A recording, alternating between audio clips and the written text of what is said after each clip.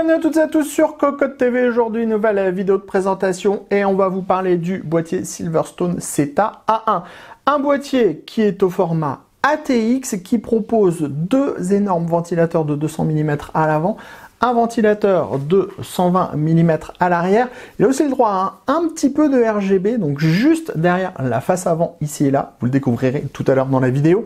On a également cette partie avant qui est intégralement en aluminium, ce qui fait qu'on a un boîtier qui est plutôt joli, plutôt stylé, qui est disponible en noir-gris, en blanc gris clair, mais aussi blanc or rose, ce qui est assez original. Au niveau du tarif, on est sur une base qui est aux alentours de 115 €.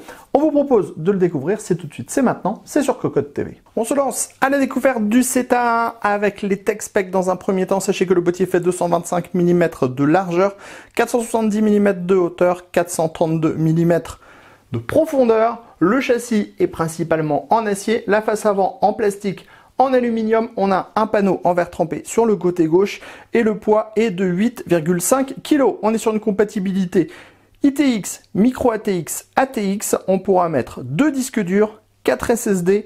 On a 7 plus 2 slots d'extension. On se lance directement avec la face avant qui reprend cette grande partie en aluminium qui vient enchâsser la partie en plastique. Sachez que, spécial bonus, on a du RGB dans la partie haute, du RGB dans la partie basse. C'est de l'aluminium qui est brossé, très bien traité. On est chez Silverstone, on est sur de la qualité. Ici, le logo Silverstone peint et sachez que cette face avant se démonte comme ceci, tout simplement. Et vous allez remarquer que ici, on a une grande ouverture.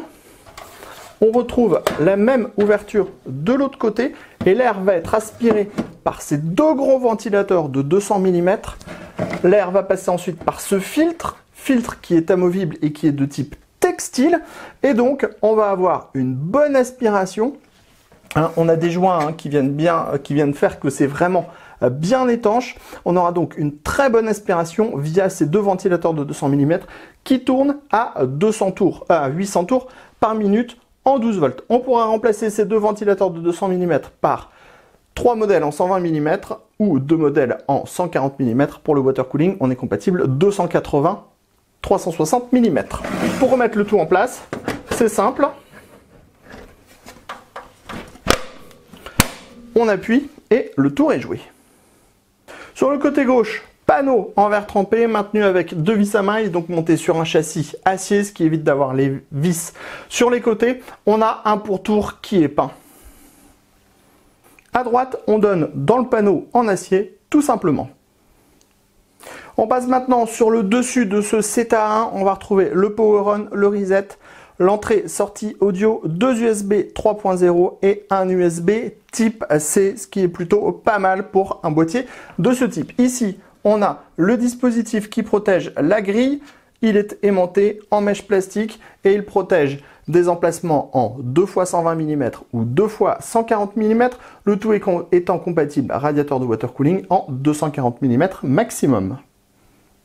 À l'arrière, on retrouve une architecture qui est classique avec ici un ventilateur de 120 mm avec une hauteur réglable sur 4 cm, l'emplacement de la plaque qui est au chiffre de la carte mère, 7 slots d'extension classique avec des caches ajourées non soudées, 2 slots à 90 degrés avec des caches non soudées ajourées. Enfin, dans la partie basse, on retrouve l'emplacement de l'alimentation avec des petits patins en caoutchouc.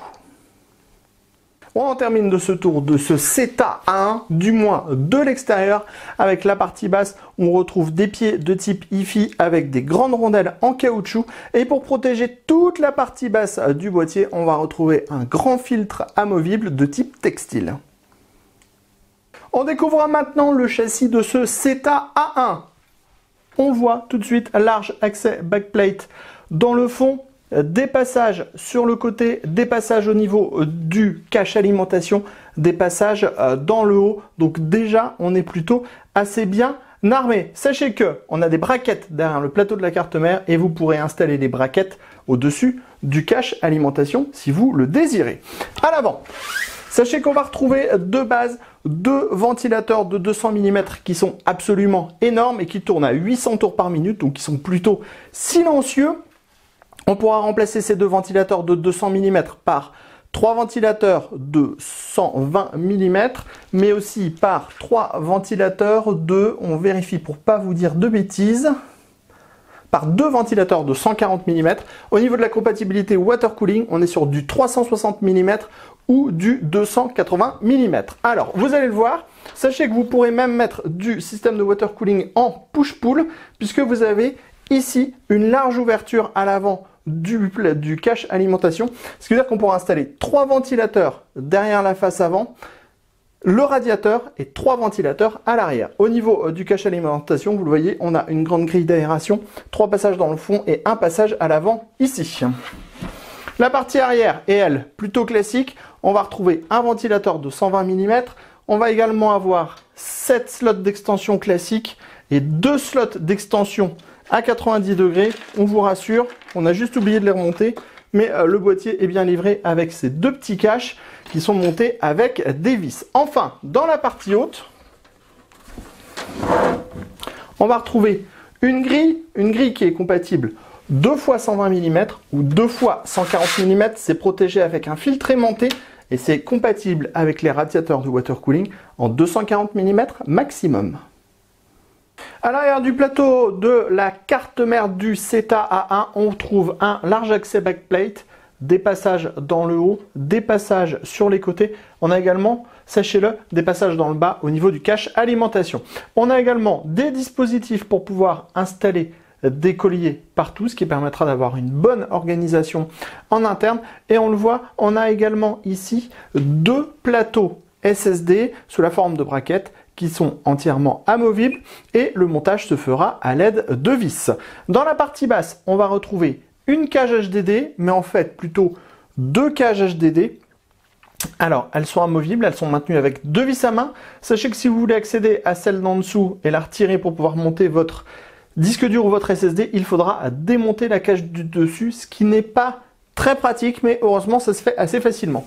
On pourra aussi choisir la position de la cage HDD et la faire varier sur 3 cm environ. Sachez que les paniers sont en acier et ils peuvent accueillir un disque dur et un SSD, ce qui veut dire qu'on pourra installer 2 disques durs et 4 SSD au maximum. Enfin, à l'arrière, ici, on retrouve le plateau à destination de l'alimentation. Sachez qu'on a des petits rubbers en mousse pour protéger l'alimentation et limiter les vibrations, et le tout est filtré par en dessous. On découvre maintenant le CETA A1 avec la configuration montée à l'intérieur de ce dernier. On a mis la carte graphique à 90 degrés parce qu'on trouve ça plus joli, tout simplement. Dans la partie haute, on le voit, on a quasiment 5 cm de disponible. Donc si on veut mettre un radiateur de water cooling dans la partie haute, ça sera possible sans aucun problème. Au niveau de la carte graphique, on pourra mettre du full size également. Là aussi, zéro problème. Et à l'avant, on a de la place avec ce grand passage à l'avant, comme on le disait, qui vous permettra de mettre du gros radiateur de water cooling en 360 mm avec double rangée de ventilateurs pour faire du push-pull. Si nécessaire, dans la partie basse, on a le cache alimentation qui va permettre de dissimuler quasiment tous les câbles.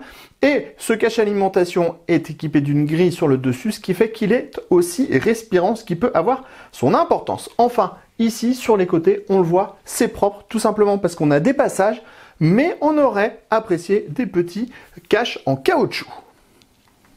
On découvre maintenant l'arrière du plateau de la carte mère. Large accès backplate, on en a déjà parlé, des passages partout, des dispositifs pour mettre des colliers. Et vous le voyez, une organisation qui est très propre. On a le câble à destination de l'alimentation qui passe sur le côté droit. Sur le côté droit, ensuite au centre, on a tous les câbles pour la carte mère, les USB. Et enfin, vous le voyez, comme ici, on a pas mal de place, on a pu placer le 24 broches ATX, mais aussi le câble à destination de la carte graphique. Ici, comme on peut faire bouger la position de la cage HDD, on pourra libérer de l'espace, c'est-à-dire que même avec beaucoup de câbles modulaires, on pourra faire un rangement qui est vraiment très propre. Attention toutefois, vous le voyez, on a quand même un gros entassement ici de différents câbles. Alors c'est assez logique puisque on a les branchements qui viennent pour le RGB. On a également les différentes prises pour les ventilateurs qui sont reliés à la carte mère. Et on le voit, on a également pas mal de prises pour le SATA. On en termine de ce tour du SETA A1 par Silverstone avec la machine allumée et bien sûr le système RGB en fonctionnement. Sachez qu'on a rajouté un LED strip dans la partie basse et un LED strip dans la partie haute, mais le petit dispositif qui est livré avec le boîtier est compatible RGB 3 pins, donc vous pourrez piloter ce type de LED strip. Autrement, de base, vous allez retrouver en fait du RGB ici, comme vous le voyez avec ma main, et du RGB à cet endroit-là. Alors, quand on va appuyer sur le bouton, ça va permettre de changer les modes, tout simplement. Donc, tout simplement avec les couleurs basiques. Et après, on va passer sur tout ce qui est couleur type RGB avec tous les arcs-en-ciel du monde. Donc, l'arc-en-ciel se trouve dans la partie basse, sur le dessus, et bien sûr avec nos LED strips. On peut vous faire défiler les différents modes qui sont disponibles. Comme ça, ça vous donnera un ordre d'idée. Le rouge, c'est pas mal. Donc vous avez le briefing, l'arc-en-ciel, enfin bref, tout plein de modes comme toujours. Sur ce, on vous laisse. On se donne rendez-vous sur cocotland.com pour toutes les news, tous les articles, tous les tests à propos du matériel informatique, CPU, SSD, carte graphique, boîtier, alimentation, absolument tout, écran également, et sur Cocotte TV pour toutes nos prochaines vidéos. Sur ce, on vous dit à très bientôt.